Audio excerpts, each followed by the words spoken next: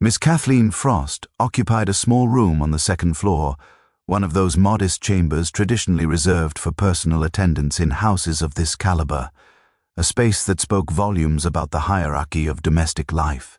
She was a woman of perhaps 50, with the peculiar quality of complete invisibility that seemed to be a professional requirement for those in her position. One could pass her in a corridor a dozen times without truly observing her, though she, inevitably, would have observed everything. She sat rigidly upon the edge of a bentwood chair, her hands folded in her lap with the precision of a surgeon preparing for theatre, and her eyes, which were small and grey and rather uncomfortably alert, fixed themselves upon some point just beyond Whimsy's left shoulder. Inspector Slack stood near the door, with the air of a man who had already extracted whatever meagre information this interview was likely to yield, and who was therefore preparing himself for disappointment. Whimsy, by contrast, settled himself into the room's single armchair with the deliberate comfort of a man embarking upon a lengthy meditation. "Miss Frost," he began, his tone suggesting he was addressing her on a matter of the utmost philosophical significance. "I wonder if you might describe for me the precise nature of your duties as Mrs. Herrick's lady's maid. Not the broad strokes, you understand.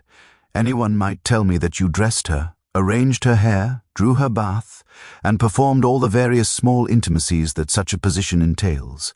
Rather, I should like to know the specific routines, the particular habits, the small ceremonies that comprised your days with Mrs. Herrick." Miss Frost's eyes flicked toward the inspector, a gesture so minute it might have been mistaken for a nervous tic, before she began to speak in a voice like tissue paper rustling in a closed room.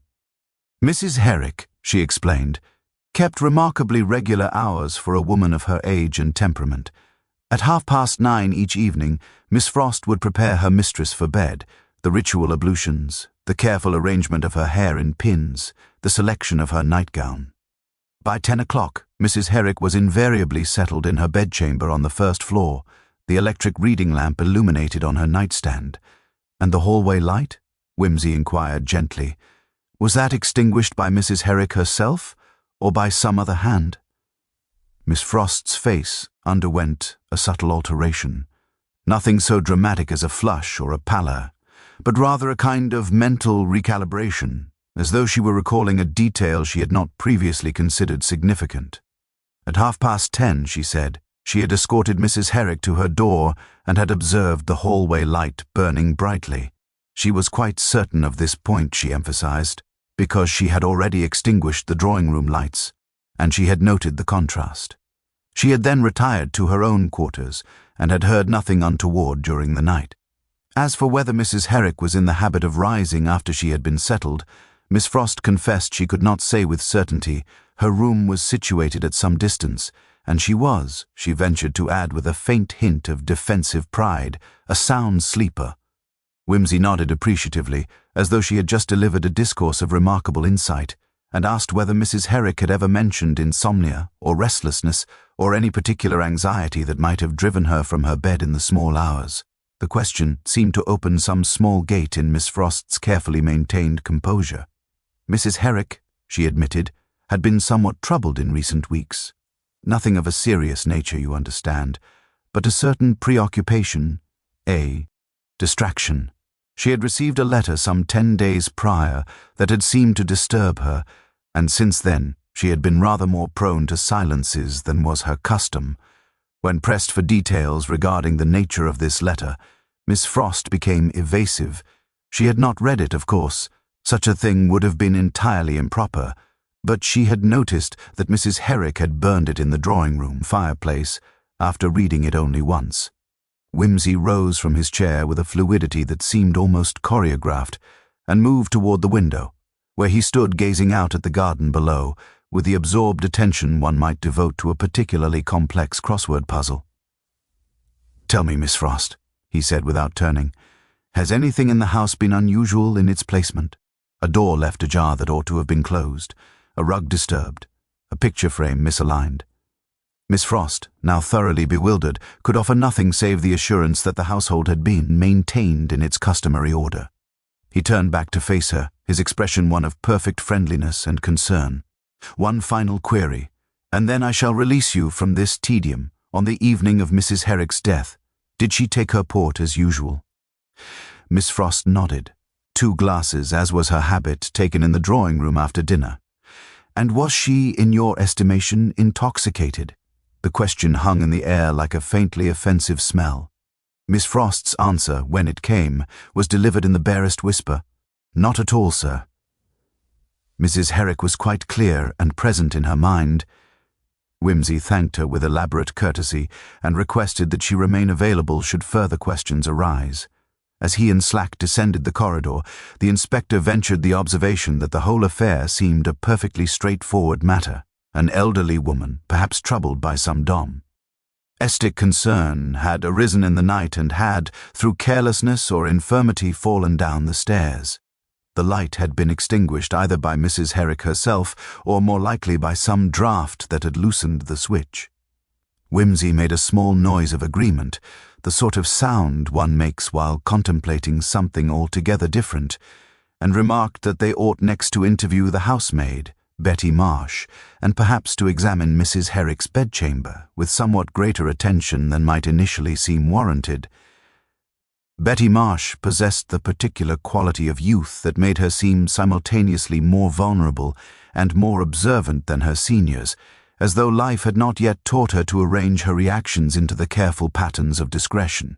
She was discovered in the scullery, her hands immersed in a bowl of soapy water, her face flushed from the heat of the kitchen, and her eyes red-rimmed in a manner that suggested recent tears rather than the irritation of steam. Inspector Slack's arrival seemed to increase her agitation considerably, but Wimsey's entrance produced an almost paradoxical effect, a certain steadying, as though the mere presence of his casual authority had granted her permission to compose herself. She was ushered into the morning room, a space of considerable gloom despite the afternoon light filtering through the heavy velvet curtains, and seated upon a sofa whose horsehair stuffing had begun its inevitable rebellion against the demands of age and use. Wimsey positioned himself across from her, with the studied informality of a man discussing the weather, and began by asking her to describe, with meticulous precision, the events of that morning. Betty's account, when it finally emerged from beneath her initial stammering, was remarkably coherent.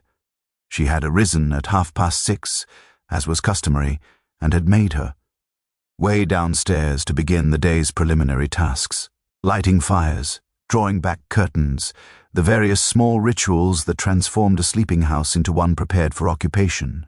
The hallway, she insisted with some force, had been dark when she descended, and she had assumed that Mrs. Herrick had extinguished the light before retiring, as was often her custom.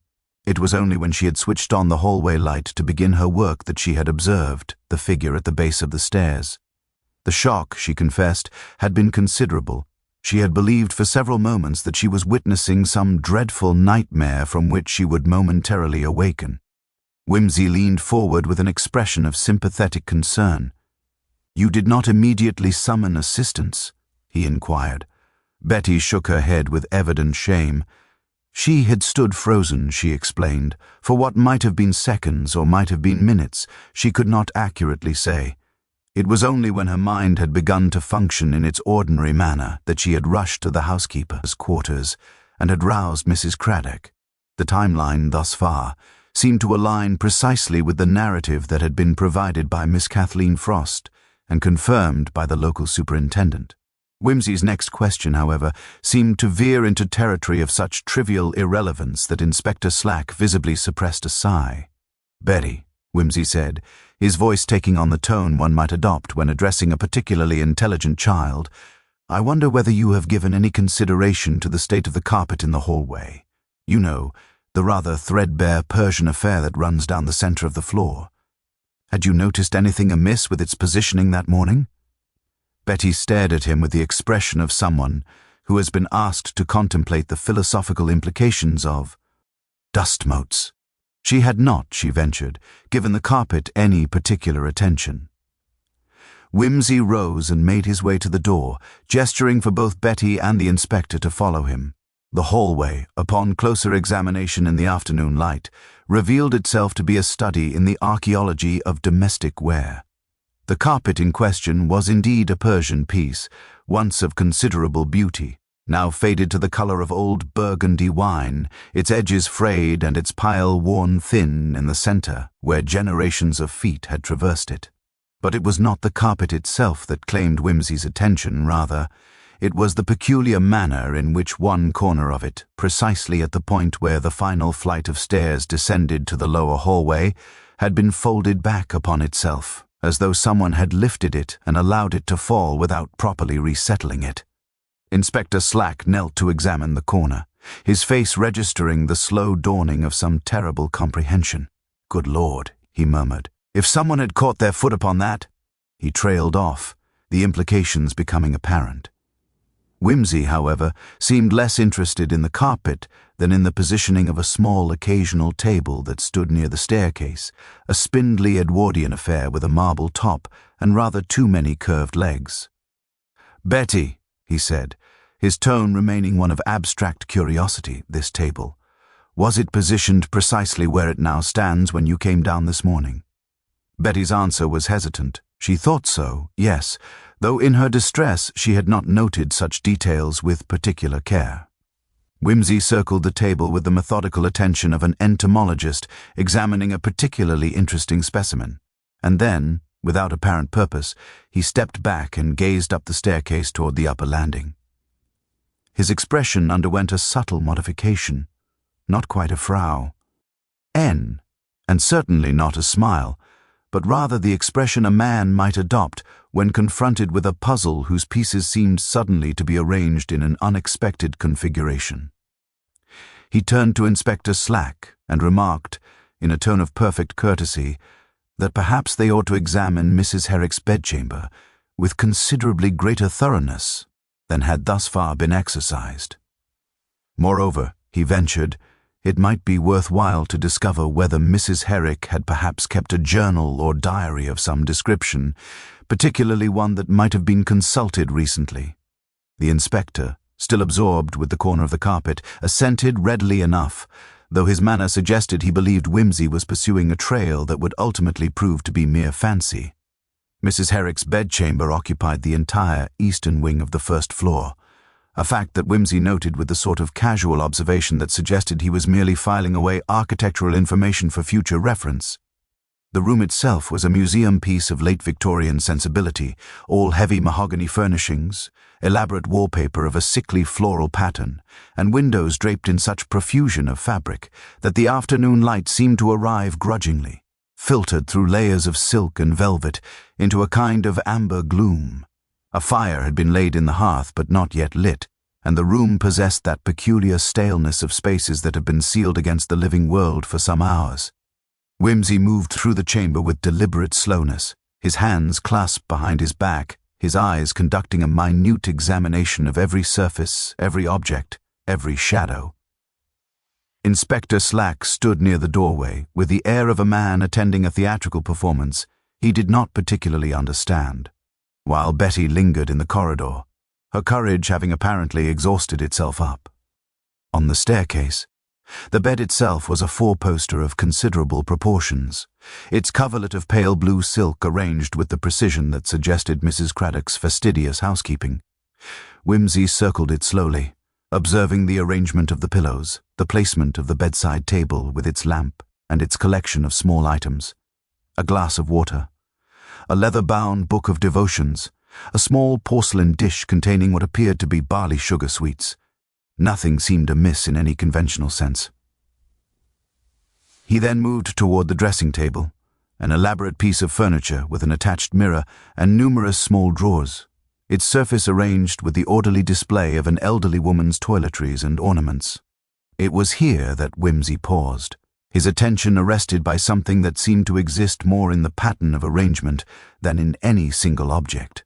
He turned to the inspector and inquired, with an air of genuine intellectual curiosity, whether Slack had thought to examine the contents of Mrs. Herrick's wardrobe. The inspector admitted he had not, considering it irrelevant to the matter at hand. Whimsy smiled, that thin, rather predatory smile, and suggested that they might do so now. The wardrobe, when opened, revealed the accumulated costume of a woman of considerable means and conservative taste. Dresses of black silk, of grey wool, of deep purple, all of them cut in the styles that had been fashionable, perhaps 15 years prior, and all of them maintained with meticulous care. But it was not the garments themselves that seemed to interest Whimsy, rather.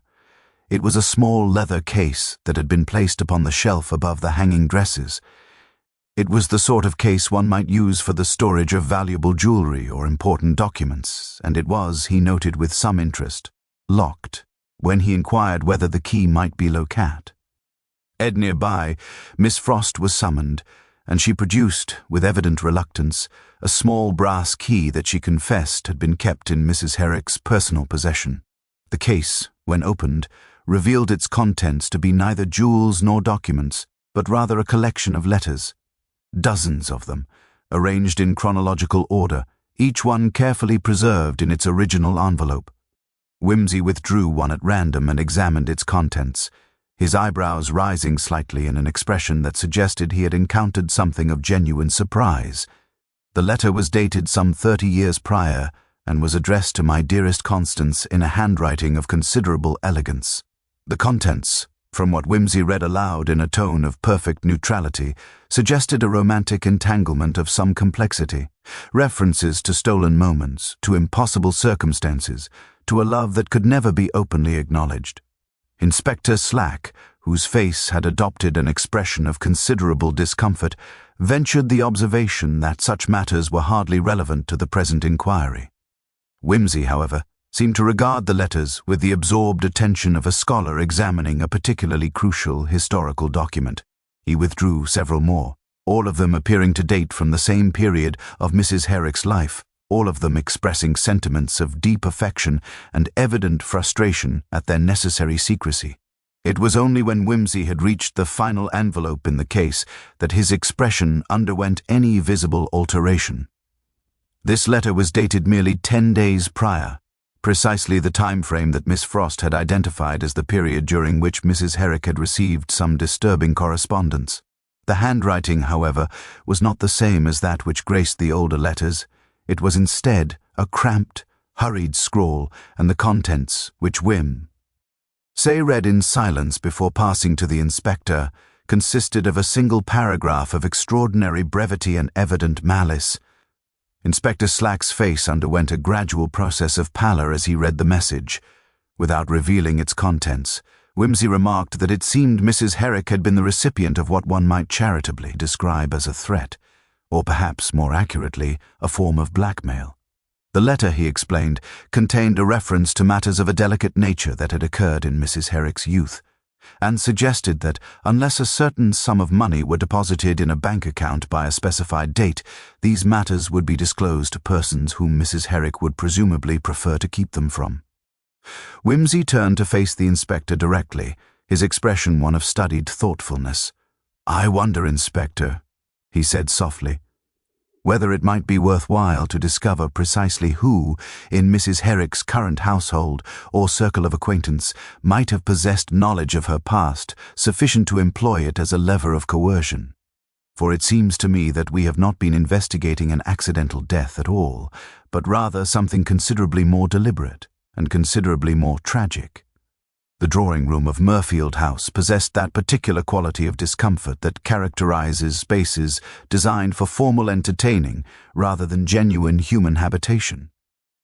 The furniture was arranged with geometric precision, the curtains remained partially drawn despite the advancing afternoon, and the atmosphere seemed heavy with the weight of unspoken tensions. It was here that Whimsy requested to conduct a more formal interview with the members of Mrs. Herrick's household, a gathering that Mrs. Craddock, with evident consternation, arranged within the hour. In addition to Miss Frost and Betty Marsh, the assembly included 2 figures of significance: Mr. Edward Herrick, Mrs. Herrick's nephew and heir, a man of perhaps 35 with the soft, anxious appearance of one who had never quite succeeded in any endeavor of consequence, and Miss Margaret Herrick, Edward's sister, a woman of some 28 years whose sharp features and sharper manner suggested a constitution of considerably greater steel than her brother's. Whimsy began by addressing the room in a tone of elaborate courtesy, explaining that he had been engaged by the local authorities to investigate certain irregularities surrounding Mrs. Herrick's death, and that he should therefore require frank and forthright responses to several questions of a delicate nature. He paused to light a cigarette with deliberate slowness, allowing the tension in the room to accumulate, like pressure beneath the earth's crust. It was Edward Herrick who spoke first, his voice carrying an undertone of barely suppressed anxiety. He inquired, with something approaching defensiveness, what manner of irregularities Whimsy had identified. Rather than answer directly, Whimsy turned his attention to Miss Margaret and asked whether she had been present in the house on the evening of her aunt's death. Margaret confirmed that she had been, having arrived from London the previous afternoon to spend a week with her aunt, a visit, she added with evident irritation, that had been prompted by her aunt's tedious insistence that the family should gather more frequently. Whimsy nodded appreciatively, as though she had just provided a detail of remarkable significance, and inquired as to her whereabouts during the evening hours. Margaret's account was straightforward. She had dined with her aunt and brother, had retired to the drawing-room for coffee and conversation, and had withdrawn to the guest chamber, located on the second floor at the opposite end of the core. Redor from her aunt's room, at approximately 9:30, Inspector Slack, standing near the fireplace with his notebook in hand, seemed content to allow Whimsy to conduct the interrogation according to his own peculiar methodology. Edward, meanwhile, had begun to display signs of considerable agitation, his fingers drumming against the arm of his chair, in a rhythm that suggested nervous energy verging upon panic. When Whimsy asked him to account for his movements that evening, Edward's response was marked by a hesitancy that seemed disproportionate to the simplicity of the question. He had, he ventured, taken a walk in the grounds after dinner. The evening had been mild, and he had felt the need for solitude and contemplation. He had returned to the house at approximately 10 o'clock, had exchanged a brief word with Miss Frost in the hallway, and had retired to his own chamber. The time frame, Whimsy observed with apparent casualness, aligned perfectly with Miss Frost's earlier testimony regarding the state of the hallway light. He then posed a question that seemed to emerge from nowhere, directing it toward Edward with the precision of an archer loosing an arrow. "Your aunt," Whimsy said, "was in receipt of certain correspondence during recent weeks, correspondence that appeared to cause her considerable distress. I wonder whether she had confided in you regarding the nature or origin of these letters." Edward's response was a strangled denial, accompanied by a visible paling of his complexion. Margaret, however, leaned forward with an expression of sharp interest. "What correspondence?" she demanded. "Aunt never mentioned anything to me." Whimsy regarded her with an expression of perfect innocence, and explained that he had discovered letters in Mrs. Herrick's private case, letters that contained references to events in her past, and suggestions of a rather threatening nature. He did not, he ventured to add, believe it his place to reveal the specific contents without first establishing the identity of the person who had sent them. It was at this moment that a curious alteration seemed to occur in the atmosphere of the room. Margaret's eyes narrowed, and she exchanged a glance with her brother that was heavy with implication, not a glance of guilt precisely, but rather one suggesting that some previously hidden matter had suddenly been exposed to view. Edward, conversely, seemed to have sunk deeper into his chair, his face adopting the ashen quality of a man contemplating some terrible precipice toward which he found himself inexorably drawn. Whimsy rose from his position and moved toward the window, drawing back the heavy curtain to reveal the gardens beyond, now growing dim in the fading afternoon light. "I find myself increasingly persuaded," he remarked, his voice carrying the tone of a man thinking aloud rather than addressing an audience, "that we have been approaching this matter from an entirely incorrect perspective. We have assumed that Mrs. Herrick's death was either accidental or, at worst, a tragic consequence of her own despair. Yet the evidence suggests something considerably more complex, a chain of events that began not on the evening of her death, but weeks, perhaps months, or even years prior." He turned back to face the assembled company, his expression one of studied neutrality. "Tell me, Mr. Herrick, When precisely did your aunt inform you that she intended to alter her will? And more significantly, what precisely did she intend to alter? The question hung in the air like a suspended blade, and its effect upon Edward Herrick was immediate and catastrophic. His carefully maintained composure seemed to fracture along invisible seams, and he rose abruptly from his chair, his voice emerging in a strangled exclamati. "On, how could you possibly know about that?" he demanded, his earlier anxiety having metamorphosed into something approaching panic. "I told no one whatsoever, save for the solicitor, and he assured me of strict confidentiality." Margaret, meanwhile, had adopted an expression of profound confusion mingled with dawning comprehension, as though she were observing the pieces of a puzzle suddenly resolving themselves into an image of terrible clarity. Wimsey settled himself back into his chair with the deliberate comfort of a man who had just received confirmation of a theory he had long suspected, and gestured for Edward to sit once more. "Please," Wimsey said, his tone conveying an almost paternal gentleness, "do tell us what precisely your aunt proposed to do with her estate. I confess I should very much like to hear the particulars from your own lips, rather than from the inevitable discovery of the solicitor's files, which shall of course become necessary should you continue to prevaricate." Edward remained standing for a long moment, his hands clenched into fists at his sides, his breathing audible in the oppressive quiet of the drawing-room. When he finally spoke, his voice had been reduced to something barely above a whisper. Mrs. Herrick had indeed consulted with her solicitor approximately 3 weeks prior, Edward explained, and had instructed him to prepare documents altering the substantial provisions she had previously made for her nephew and niece. Instead of the considerable sum that Edward had believed would be his upon her death, a sum that had in fact been relied upon to settle certain financial obligations of a rather pressing nature, Mrs. Herrick had resolved to leave the bulk of her estate to a charitable foundation dedicated to the preservation of historical documents. Edward and Margaret were to receive modest bequests of £5,000 DS each, a sum that was, in his words, scarcely sufficient to address matters of genuine consequence. Wimsey inclined his head as though Edward had just imparted a piece of information of profound philosophical significance, and inquired whether Edward had attempted to dissuade his aunt from this course of action. The admission, when it came, was accompanied by such visible anguish that even Inspector Slack seemed to register a degree of sympathy. Edward had indeed remonstrated with his aunt, he confessed, pleading with her to reconsider her decision. He had explained to her that he had made certain investments on the assumption of a more substantial inheritance, investments that had not, unfortunately, proved as lucrative as had been anticipated. There were debts, he ventured, debts of a nature that made the receipt of his aunt's legacy a matter not merely of comfort, but of absolute necessity. Mrs. Herrick had listened to his appeals with evident sympathy, Edward continued, but had remained adamant in her determination. She had, in fact, referred to certain events in her past that had caused her considerable regret, and had stated that she could not, in good conscience, bequeath her fortune to those who had not demonstrated sufficient character to deserve it.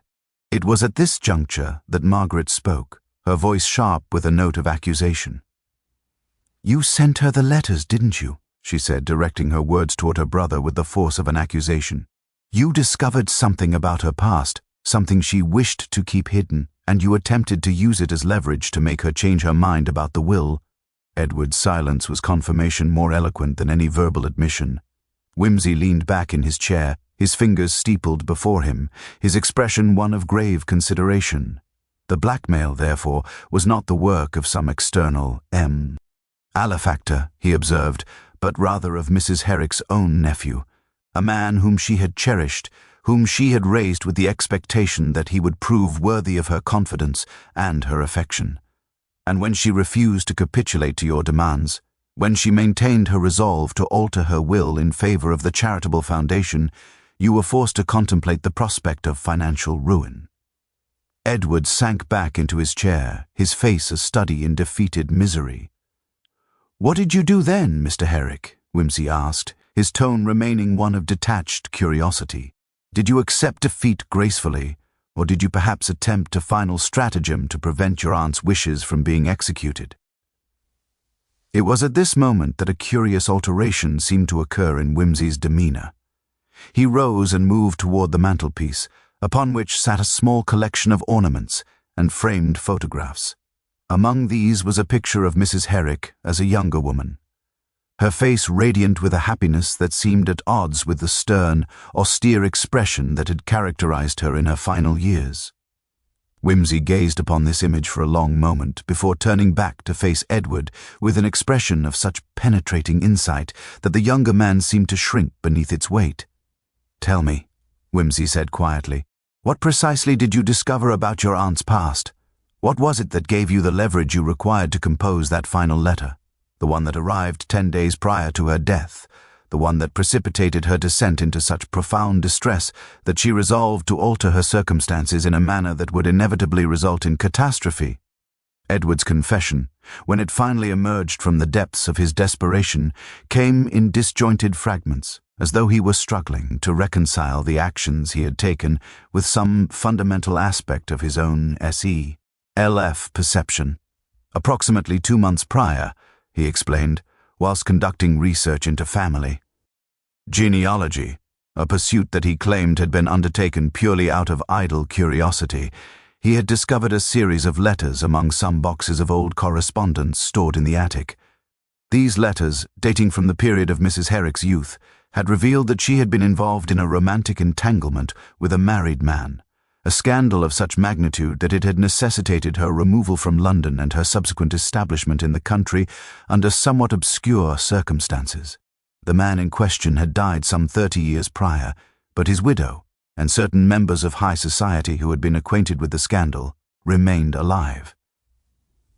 The revelation that Mrs. Herrick's entire respectability, her position in the county, her standing in the local parish, all of these were built upon a foundation of carefully concealed shame, had appeared to Edward as a weapon of remarkable potency. He had carefully transcribed portions of the correspondence and had composed his letter of blackmail with a cold calculation that seemed, in retrospect, to horrify him even more than his initial discovery. Inspector Slack had begun making notes with renewed vigor, his earlier skepticism concerning Whimsy's investigative methodology having given way to a grudging admiration for the logical chain of deduction that was rapidly being exposed. Whimsy, however, seemed less interested in Edward's confession than in extracting certain specific details from the welter of admission and justification that now poured forth. "The letter you composed," Whimsy said, his voice cutting through Edward's rambling discourse with surgical precision, "specified a deadline, did it not? A date by which the sum you demanded was to be deposited in an account that you had arranged." Edward nodded miserably. The deadline had been set for a fortnight hence, a period that he had believed would provide Mrs. Herrick sufficient time to contemplate the consequences of her refusal to comply with his demands, whilst simultaneously creating a sense of urgency that would compel her to capitulate rather than face public exposure.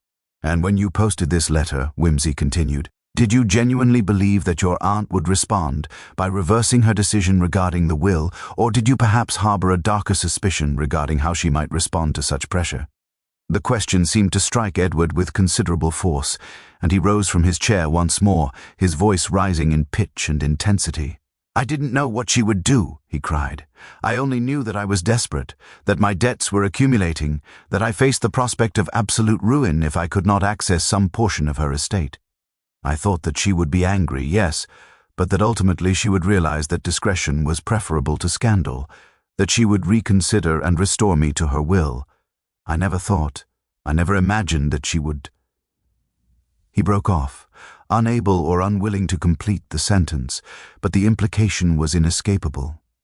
Whimsy's expression underwent a subtle modification, and he turned to address the inspector directly. "Mrs. Herrick received the letter approximately 10 days prior to her death," he observed. "During that interval, she became increasingly withdrawn and distressed, according to the testimony of Miss Frost.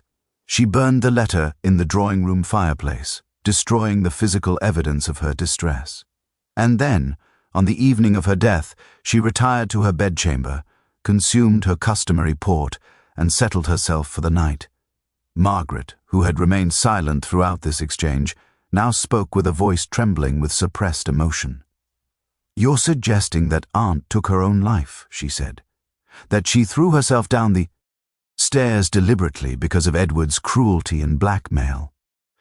Whimsy turned to regard her with an expression of profound sympathy and shook his head slowly. "No, Miss Herrick," he said quietly.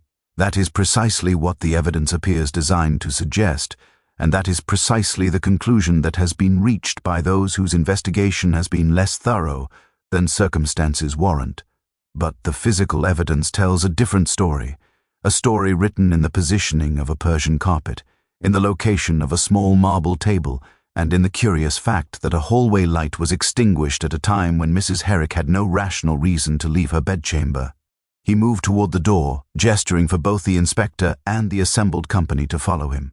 "I believe," he said, his tone taking on the quality of a man about to conduct a theatrical demonstration, "that it would be instructive to return to the scene of Mrs. Herrick's death and to reconstruct the events of that evening with considerably greater precision than has heretofore been attempted." As they made their way through the corridors of Murfield House toward the great staircase, Edward Herrick seemed to undergo a transformation of remarkable completeness. The desperate supplicant who had been confessing his crimes gave way to a man seized by sudden comprehension and equally sudden horror. "My God," he whispered. "You don't believe it was an accident at all, do you? You believe that someone caused her death deliberately, and that my letter, my demands, precipitated—" He could not complete the thought, but Whimsy's expression suggested that Edward's horrified realization had begun to approach something approximating the truth. Whimsy paused at the head of the staircase and gazed downward into the shadowed hallway below, where the morning light had revealed Mrs. Herrick's broken form. "The question," he said softly, "is not whether your letter precipitated your aunt's death, Mr. Herrick. The question is rather this: who in this household possessed both the knowledge of your letter and the motive to transform its existence into an instrument of murder?" The staircase, viewed from this particular vantage point, seemed to acquire a quality of sinister geometry that it had not previously possessed. Whimsy descended slowly, his hand trailing along the mahogany banister, his eyes measuring distances and angles with the absorbed attention of a man conducting a complex mathematical calculation. Behind him, Inspector Slack followed with his notebook, whilst Edward remained frozen at the upper landing, seemingly incapable of movement. Margaret, however, displayed a quality of grim determination, descending the stairs with careful deliberation, her sharp eyes fixed upon Whimsy's movements as though she were attempting to divine his thoughts through sheer force of observation. It was she who spoke first when they had assembled at the base of the staircase. "The carpet," she said, her voice steady despite the evident strain beneath its surface. "You said earlier that the carpet had been disturbed, but that could have occurred during the fall itself, couldn't it? An elderly woman tumbling downstairs would surely displace a threadbare carpet in the process of her descent." Whimsy turned to face her with an expression of genuine appreciation for the quality of her reasoning. "An astute observation, Miss Herrick," he acknowledged. "And under ordinary circumstances, precisely the conclusion one would reach. However, the positioning of this particular carpet disturbance suggests something rather more intentional, a deliberate folding back of the carpet at precisely the point where one would most naturally place one's foot when ascending or descending the stairs, combined with the positioning of the marble-topped table, which had been shifted slightly from what Miss Frost identified as its customary location. We have not the random disarray of an accidental fall, but rather a carefully constructed trap."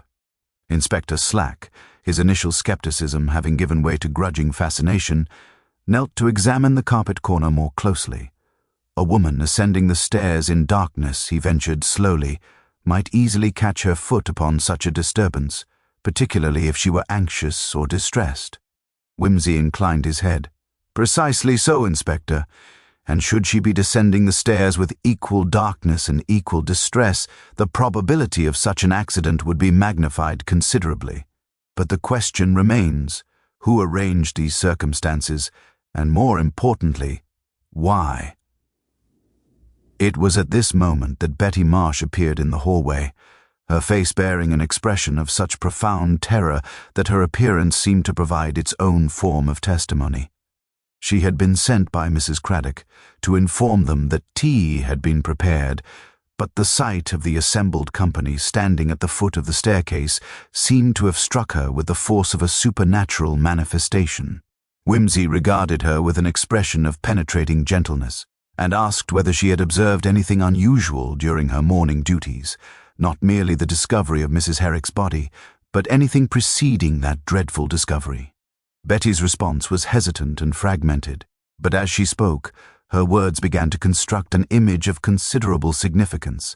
She ventured, noticed that the carpet appeared disturbed when she switched on the hallway light. More than that, she had observed what appeared to be a scuff mark upon the carpet itself, as though something heavy had been dragged across it. When pressed for further details, Betty confessed that she had also noted a faint smell, not the distinctive odor of death or bodily trauma, but rather something else, something chemical and faintly sweet, reminiscent of the preparations used in the drawing room for certain cleaning purposes. Whimsy's expression underwent a subtle but unmistakable alteration at this revelation. He moved toward the drawing-room door and requested entry to examine the cleaning supplies and materials stored therein. Mrs. Craddock, who had appeared in response to the commotion, provided access to a cupboard containing an array of bottles and tins.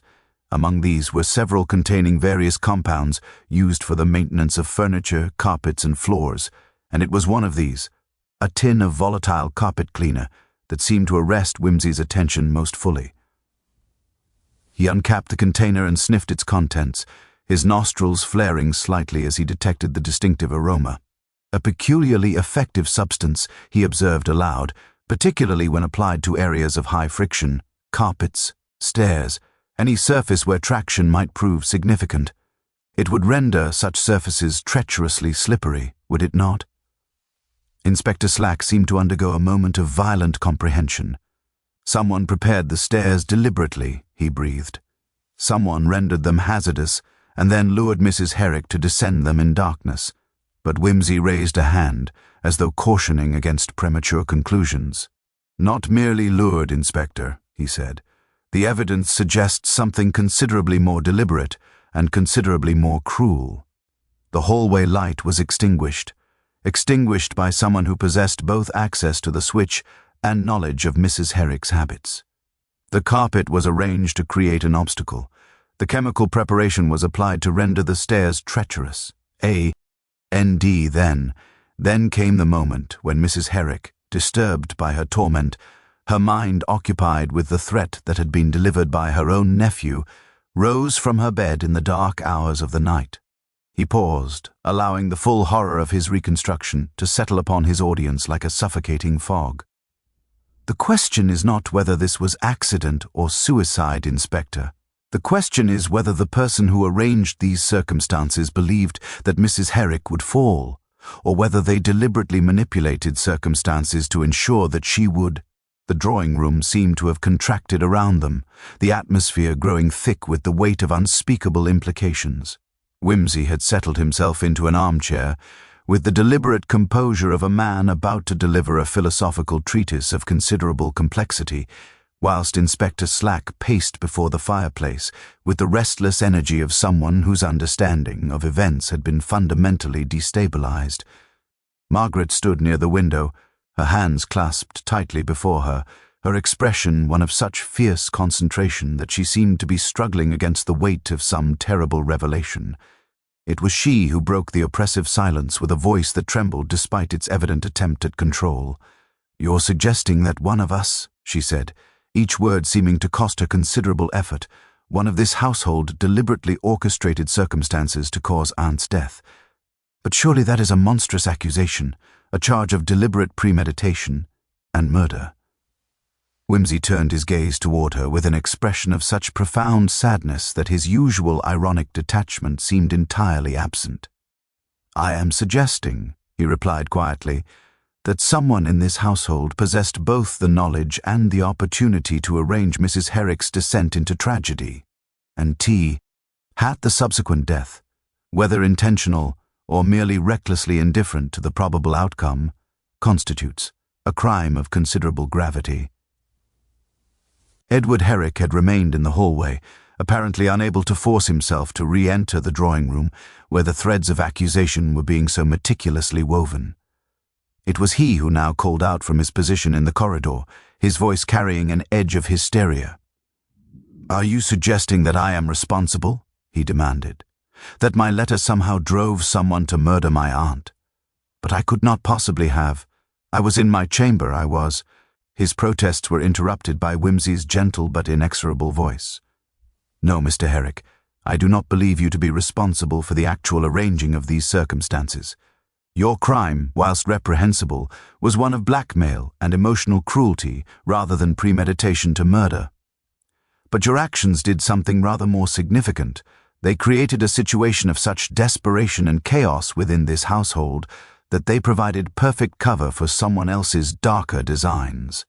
He rose from his chair with a fluidity that seemed almost choreographed and moved toward the mantelpiece, upon which he had earlier observed the framed photograph of Mrs. Herrick in her youth. "The question, therefore, is not whether Mr. Herrick's letter caused his aunt's death, but rather who in this household possessed both the motive to ensure her death and the psychological constitution necessary to implement such a plan." Inspector Slack had ceased his pacing and was staring at Whimsy with an expression of dawning comprehension mingled with evident discomfort. "The will," he said slowly. "You mentioned that Mrs. Herrick had altered her will, but you never established precisely who would benefit from her death, who would inherit if she died intestate, or if the new will were somehow rendered valid."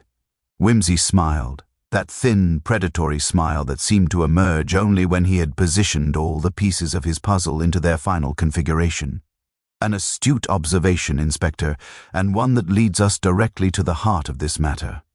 Mrs. Herrick's solicitor, you see, had prepared the new will but had not yet obtained her signature, a matter that was scheduled to be completed the day following her death. Consequently, her estate would, under the circumstances of intestacy, revert to her direct heirs, her nephew Edward and her niece Margaret, in equal share. A considerable sum, far in excess of the modest bequests that Mrs. Herrick had intended to provide. He turned to address the inspector directly, his voice taking on a quality of absolute certainty.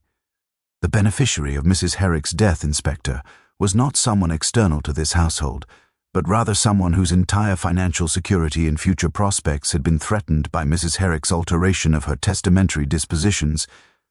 Margaret's face had undergone a gradual process of transformation, her expression shifting from confusion to comprehension to something approaching controlled fury. "You're suggesting that I orchestrated this?" she said, her voice rising despite her evident attempt to maintain composure. "That I deliberately arranged circumstances to cause my aunt's death? But that is absurd. I had no knowledge of Edward's letter. I had no awareness of any financial difficulties. I possessed no reason to wish her harm." Whimsy regarded her with an expression of profound sympathy. "Your ignorance of the specifics does you considerable credit, Miss Herrick, and indeed, I believe you when you state that you had no direct knowledge of your brother's blackmail scheme. However, you did possess knowledge of a rather different sort, knowledge that would have made you unique, easily capable of executing the plan that resulted in your aunt's death." He moved toward her, his posture suggesting not accusation but rather a kind of philosophical inquiry. "You were acquainted, were you not, with the precise layout of this household? You knew that the hallway light was habitually extinguished before Mrs. Herrick retired? You were aware of your aunt's habits and her probable movements?" Margaret's silence was eloquent in its completeness. Whimsy continued with the inexorable logic of a man following a chain of reasoning that had already reached its inevitable conclusion. "But more significantly, Miss Herrick, you possessed something that your brother Edward did not. You possessed access to the drawing-room cleaning supplies. You had observed Mrs. Craddock's management of the household, and you had noted the particular efficacy of the carpet cleaner when applied to surfaces requiring enhanced slipperiness. Most tellingly, you were present in the household during the critical evening when the trap was set, present, and capable of acting during those hours when the household slept." He paused, his gaze never wavering from her face. "You discovered the letter that Edward had composed, did you not? Perhaps you intercepted it. Perhaps Edward confessed to you in a moment of weakness.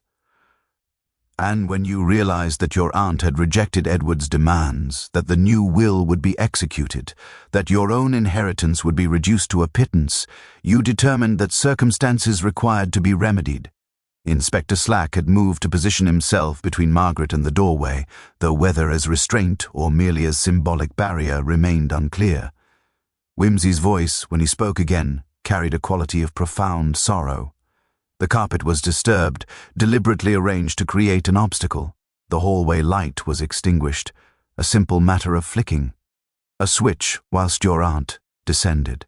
The chemical preparation was applied to render the stairs treacherous, a task easily accomplished during the confusion that followed your aunt's consumption of her evening port.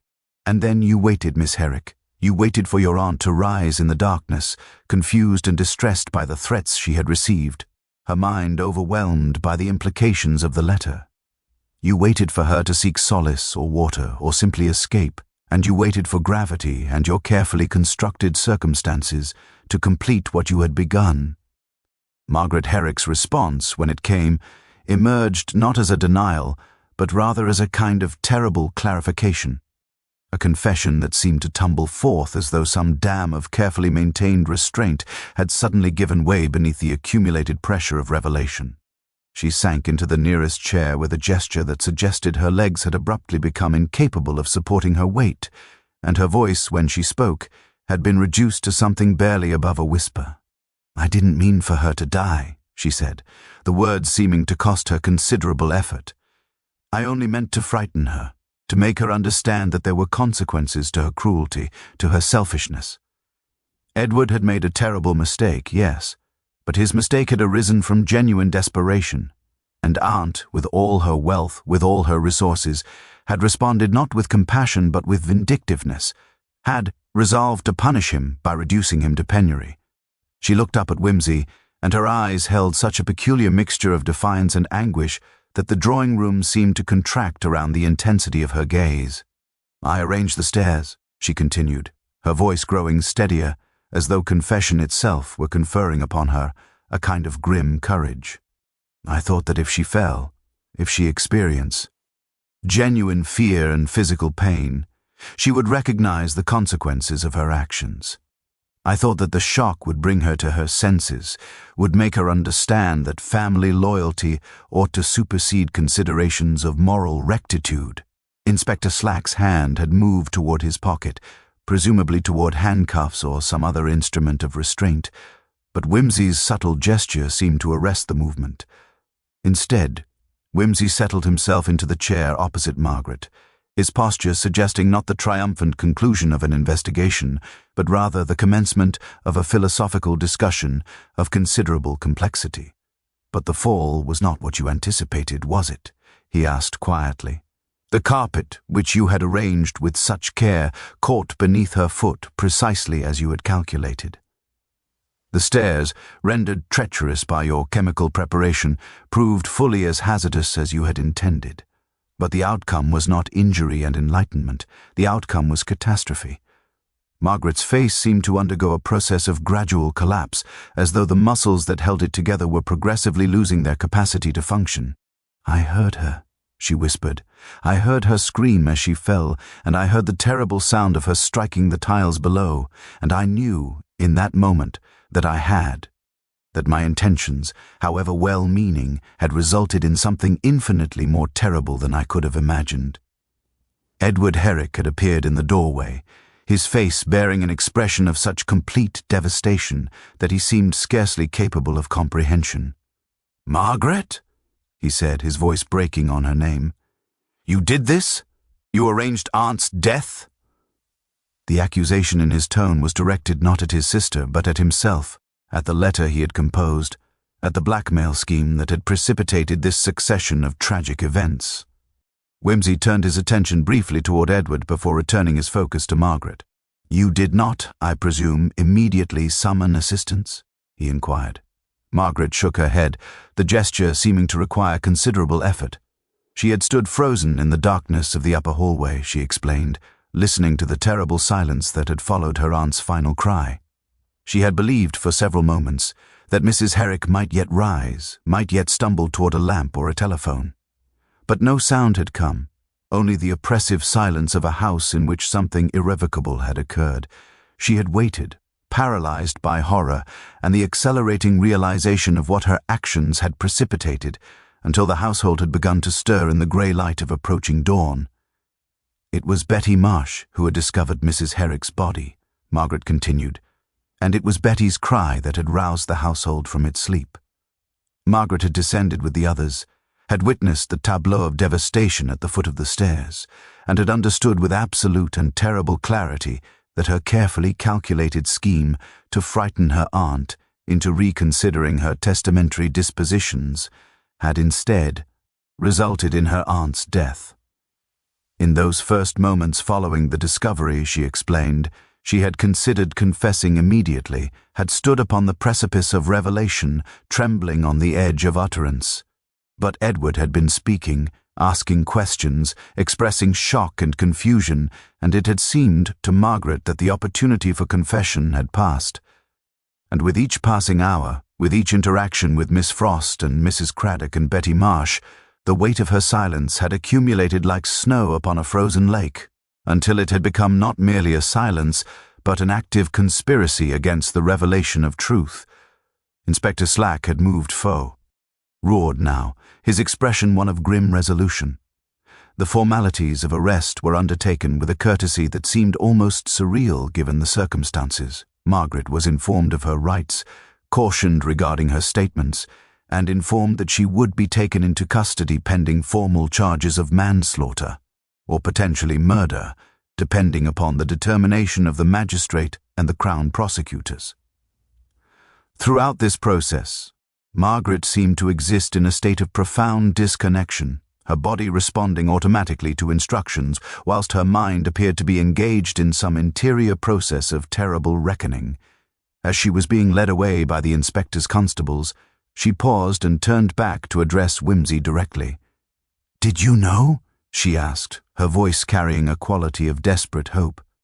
"When you began your investigation, did you somehow perceive that I was responsible?"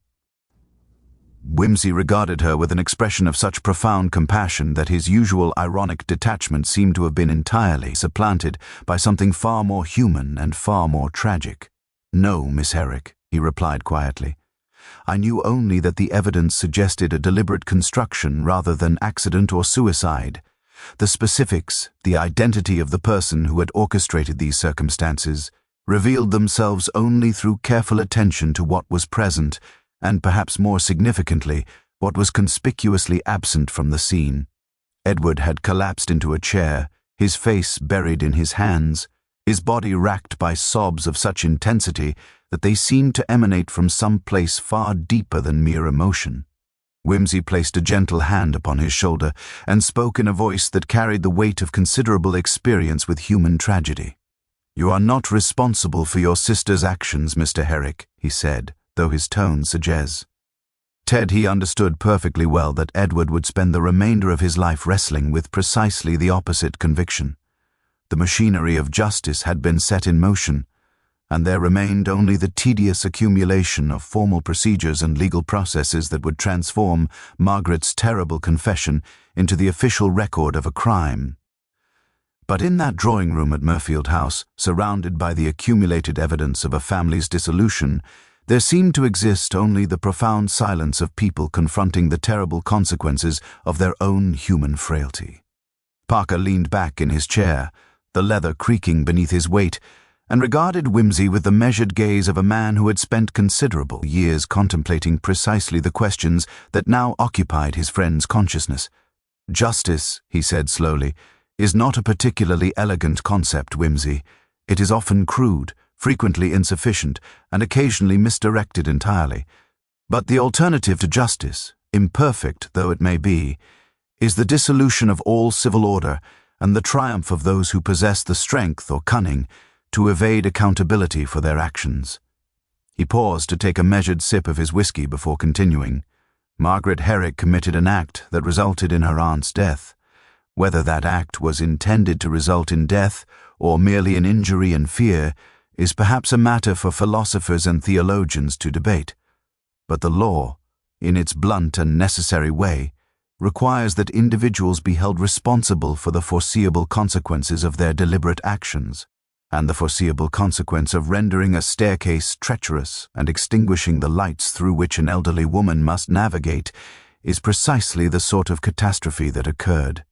Wimsey nodded slowly, his expression suggesting that, whilst he acknowledged the logic of Parker's argument, he remained unconvinced of its adequacy as a response to the moral complexities inherent in the case. "The letter," he said, directing the conversation into territory that seemed to preoccupy him considerably, "has been recovered and examined, I presume. Edward's letter of blackmail has been entered into evidence." Parker confirmed that it had, and that it would prove instrumental in establishing the psychological state of Mrs. Herrick in the hours preceding her death. And yet, Wimsey mused, one might argue that Edward's letter, whilst reprehensible as an act of blackmail, was also in some sense an act of desperation born of genuine financial necessity. He had made unwise investments, contracted debts that he could not honourably discharge, and had consequently acted in a manner that, whilst criminal, arose from circumstances that might have been addressed through alternative means had his aunt possessed sufficient compassion to consider them. He looked directly at Parker, his expression carrying the weight of genuine philosophical inquiry. "Tell me honestly, Parker, do you believe that the law, in convicting Margaret Herrick and imprisoning her for what will likely be a considerable portion of her remaining life, has achieved anything resembling genuine justice, or has it merely transformed one tragedy into another?" Parker's response was characterized by a quality of careful deliberation that suggested he was weighing his words with considerable precision. "I believe," he said at last, "that the law has achieved what it was designed to achieve. It has established facts, identified culpability, and assigned consequences in accordance with society's established standards of accountability. Whether this constitutes genuine justice is perhaps a question that exceeds the jurisdiction of Scotland Yard and the Crown prosecutors. That is a question, I suspect, that each of us must answer for ourselves, according to the particular architecture of our own moral consciousness." He set down his glass and regarded Wimsey with an expression of considerable directness. "But I will tell you this with absolute certainty. Had you failed to pursue your investigation with the rigor and precision that you employed, had you accepted the initial supposition that Mrs. Herrick's death was merely an unfortunate accident, then Margaret Herrick would have received the full benefit of her aunt's estate. She would have emerged from this tragedy wealthy, respected, and entirely unaccountable for her actions. Would that constitute justice?" The question hung in the club's elegant silence like a challenge suspended in air, and Wimsey found himself unable to formulate a response that seemed adequate to its implications. Instead, he rose from his chair and moved toward the window, where the London afternoon was gradually transforming itself into evening beneath the accumulating darkness of approaching night. The city beyond the glass possessed that particular quality of melancholic beauty that characterized late autumn in the metropolis. The trees in the parks had surrendered most of their foliage, the streets were wet with recent rain, and the lights of the shops and houses were beginning to emerge like small acts of defiance against the encroaching darkness. "I received a letter," Wimsey said quietly, his voice barely audible above the muted sounds of the club's evening activities. "It arrived this morning, posted from the remand centre where Margaret is being held pending her trial. She has written to express her gratitude for what she characterizes as my compassionate and thorough investigation. She states that she has come to recognize, through the process of confession and confrontation with the facts of her actions, that she had allowed herself to become entangled in a web of rationalizations and self-deception regarding her true motivations." Parker had risen as well and had moved to stand beside his friend at the window. "What else does she say?" he inquired gently. Wimsey withdrew the letter from his pocket and allowed Parker to read its contents in silence. The letter, written in a careful, controlled hand, expressed Margaret's acknowledgement that whilst her intentions had been complex and in some sense rooted in familial loyalty, The ultimate responsibility for Mrs. Herrick's death remained inescapably hers. She had, she wrote, come to understand that there existed no circumstance, however morally complicated, that could justify the deliberate arrangement of circumstances designed to cause physical harm to another human being. She acknowledged that the law would, and indeed should, hold her accountable for her actions. She requested only that Whimsy extend to Edward some assurance that his sister bore him no resentment for the letter that had, in some sense, precipitated the tragedy, and that she harbored no illusions regarding the necessity of her imprisonment and the legal consequences that would inevitably flow from her crime. When Parker had finished reading, he folded the letter carefully and returned it to Whimsy's hands. "That," he said quietly, "is as close to genuine justice as we are ever likely to achieve in this imperfect world, not the satisfaction of revenge, not the crude balancing of accounts, but rather the difficult and painful process of moral recognition and acknowledgement of culpability. Margaret Herrick will serve her sentence, yes, but she will serve it with full consciousness of why she is serving it and with recognition of the terrible consequences that flowed from her actions." He placed a hand upon Whimsy's shoulder in a gesture that spoke volumes. "Regarding the complexity of their long friendship, you have done what you were called to do, Whimsy. You have illuminated truth where darkness previously prevailed. Whether that constitutes justice is perhaps not a question that it is within your jurisdiction to answer." Whimsy turned from the window and regarded his friend with an expression of gradual, if incomplete, acceptance. He folded the letter and returned it to his pocket, and when he finally spoke, his voice carried that particular quality of dry irony that had become his characteristic mode of engagement with an intractable and frequently disappointing world.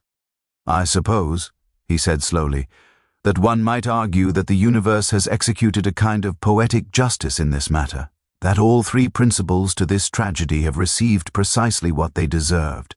Mrs. Herrick, whose adamantine refusal to extend mercy precipitated her own destruction. Edward, whose weakness and desperation led him to blackmail his own aunt. And Margaret, whose misguided attempt at correction through fear resulted in the permanent loss of her freedom and her future.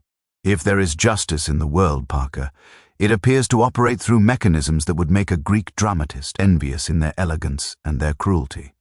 He moved toward the door, preparatory to departure, and paused to add one final observation. "I shall, I believe, attend Margaret's trial. Not to witness her conviction, that is inevitable, but rather to ensure that the full complexity of her motivations and the genuine moral confusion that precipitated her actions are comprehensively documented and understood by all those concerned. It is, I suspect, all that I can accomplish toward the elusive goal of justice in a fundamentally unjust universe.